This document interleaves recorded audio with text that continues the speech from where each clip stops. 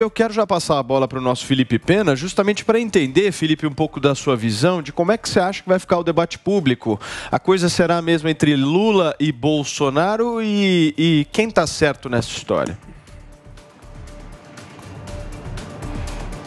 Eu acho que o Lula está errado. Eu não acho que o presidente Bolsonaro se rendeu. Eu acho que ele está sendo emparedado pelo Congresso, ele não tem outra opção.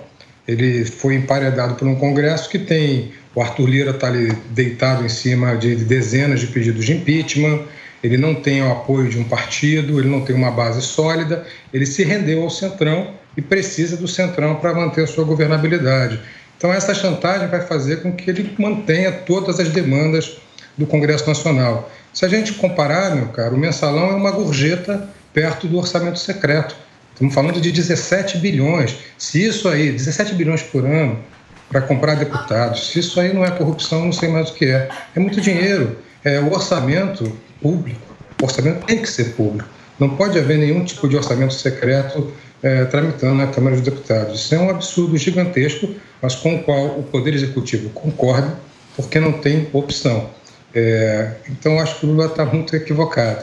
Agora, a gente está vendo nessa eleição, a gente tem aquela famosa frase, economia estúpido, que foi da campanha do Bill Clinton, e eu acho que nessa eleição vai ser economia, mas também a linguagem. E todos os dois candidatos que estão na preferência das pesquisas, eles têm linguagens próprias e jogam com essa linguagem. O Bolsonaro tem uma linguagem um pouco mais bélica, que joga com a sua base, que é uma base muito sólida, isso a gente tem que admitir, entre 25% a 30% do eleitorado brasileiro que apoia o presidente e com o qual o presidente joga com essa linguagem bélica, e muito bem, por sinal. Eu não sou daqueles que acreditam que não há estratégia por trás disso, pelo contrário, acho que há uma estratégia muito bem delimitada. E, de outro lado, a gente tem o ex-presidente Lula, que tem uma linguagem popular muito bem estabelecida ao longo dos seus anos de governo, muito antes até, quando era sindicalista. Quando Lula fala sobre a Petrobras, ele se refere às donas de casa, ele usa uma linguagem popular que é muito bem compreendida. Também é uma estratégia eleitoral. Eu estou tentando analisar puramente do lado linguístico, do lado semiótico. Eu acho que, além da famosa guerra cultural que se inicia nessa campanha, a gente tem uma guerra semiótica, na verdade, uma maneira de engendrar um discurso que vai confrontar o Lula e o Bolsonaro sem nenhum espaço, na minha opinião, para qualquer chance de terceira via, que, aliás, parece um eufemismo para uma candidatura que não vai prosperar. Para a gente seguir aqui... Para concluir, essa eleição vai se configurar entre uma linguagem um pouco mais bélica e com alguma eficiência do Bolsonaro e uma linguagem mais popular do Lula, sem espaço para mais ninguém. Perfeito. Só para resumir aquilo que você falou, eu queria extrair de uma fala sua que você disse que o mensalão e o orçamento secreto, eles são incomparáveis na proporção, certo? Do que nós estamos falando na questão financeira.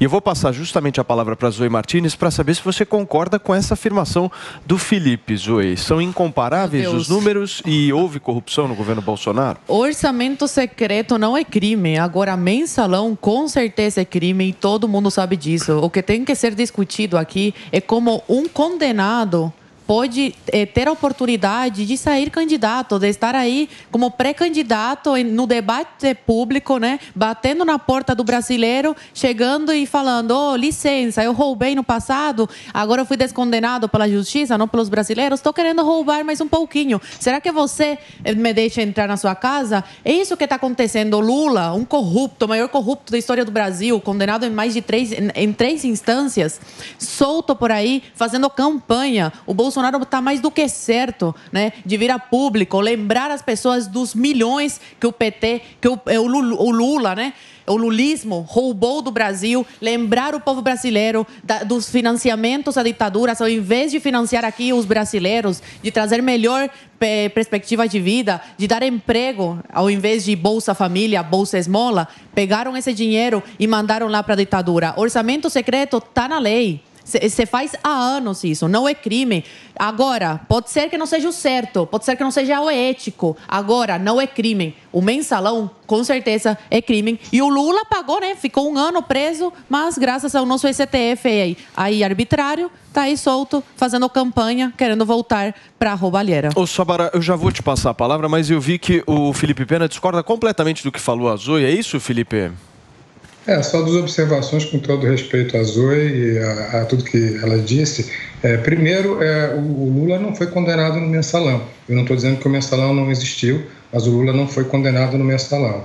Segundo, você falou que o auxílio esmola, né, que seria um Bolsa Esmola. E vamos lembrar que o Bolsonaro está reeditando o Bolsa Família com relação ao Auxílio Brasil.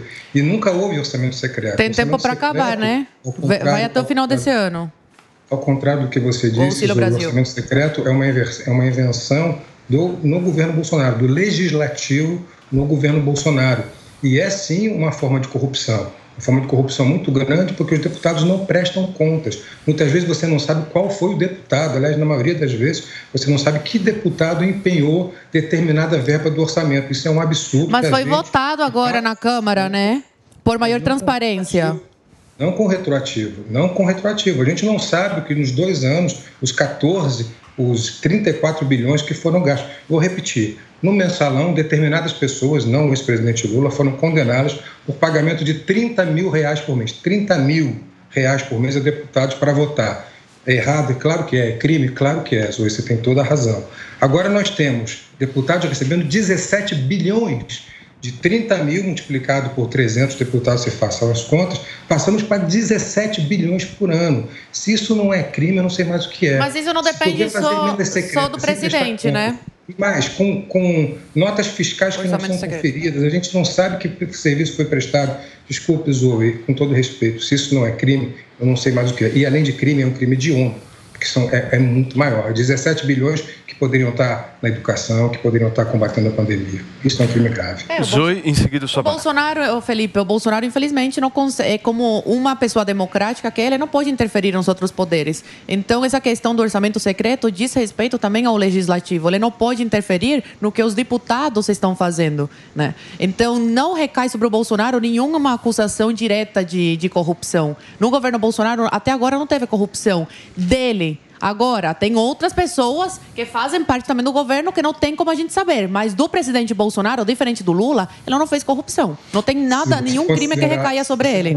A compra da vacina indiana, que não houve, eu sei que não houve, mas a compra da vacina indiana foi empenhada. O dinheiro foi empenhado. Um deputado foi ao Palácio do Planalto e disse: olha, presidente, o seu líder na Câmara está fazendo corrupção. O presidente prevaricou esse relatório. Não. A própria Polícia Federal julgou o mérito e disse que o presidente não prevaricou. Não teve prevaricação. Não aconteceu isso. Um certo de eufemismo para dizer que ele prevaricou. E mais do que isso... Você está contradizendo a própria Polícia Federal, o Xará. A própria Polícia Federal já disse que não prevaricou. E se o presidente não tivesse ido atrás da vacina para comprar vacina, teriam dito, como já haviam dito, que ele não estava comprando vacina. Um funcionário empenhou, a Polícia Federal foi investigar, tinha um grupo por trás, inclusive de deputados traíras, que estavam fazendo um esquema para roubar, e o presidente, ao invés de fazer o pagamento, não fez o pagamento, e a própria Polícia Federal disse que o presidente não prevaricou. Então, é falácia o que você está falando. É fake news. Não prevaricou, já começou com fake news. Polícia Federal essa que, como o próprio presidente Bolsonaro diz, está a serviço dele, presidente Bolsonaro. Não, que, por isso, não é verdade. Nas palavras dele, ele queria uma Polícia Federal que prestasse informações para ele. Mas eu não vou nem entrar nesse mérito. Vamos entrar no mérito das compras que não foram realizadas. Você tem toda a razão, Felipe. Eu tenho que dar razão a você nesse ponto. A vacina não foi comprada. Então, do que nós estamos tratando aqui? Nós estamos tratando a tentativa não houve corrupção. Tentaram arrombar um banco, tentaram roubar uma caixa forte de um banco, e na hora essa caixa forte explodiu e as cédulas explodiram e não conseguiram executar o roubo. Ainda assim, é uma tentativa de roubo. Isso essa comparação é esdrúxula. Desculpa. O programa é do Paiva hoje? O programa é do Paiva? Não, o programa é da nossa audiência e quem comanda sou eu. Vamos lá, Felipe, para finalizar, por favor. Por causa da CPI, desculpe. Vai lá, Sabará, agora sim. Bom, vamos começar do começo. A reportagem estava falando sobre Lula e Bolsonaro.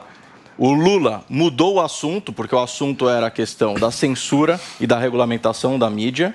Bolsonaro falou que aqui é uma democracia, então a esquerda, o pessoal do Ele Não, dizia que o presidente Bolsonaro era fascista, ia ser ditador, ia proibir o pessoal de falar o que pensa. Exatamente o contrário que está acontecendo.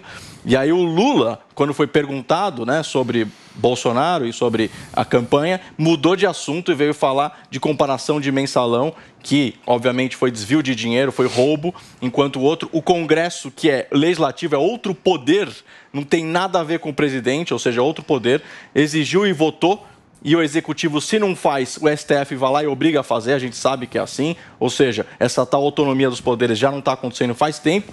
E aí, vindo para o caso Covaxin, que é o caso que você está mencionando, a Polícia Federal já disse que não foi prevaricação e não tem nada a ver esse exemplo que você deu sobre a agência bancária sendo roubada. Ao contrário, foram lá tentar roubar a agência, o dono da agência, o presidente e todo o grupo do Poder Executivo não se envolveu nessa história, embora um funcionário de carreira tenha tentado fazer isso, né, de carreira, vamos colocar aqui, claro que é um funcionário que veio de outros governos, e o governo Bolsonaro não comprou. Então existe uma enorme diferença entre empenho e compra.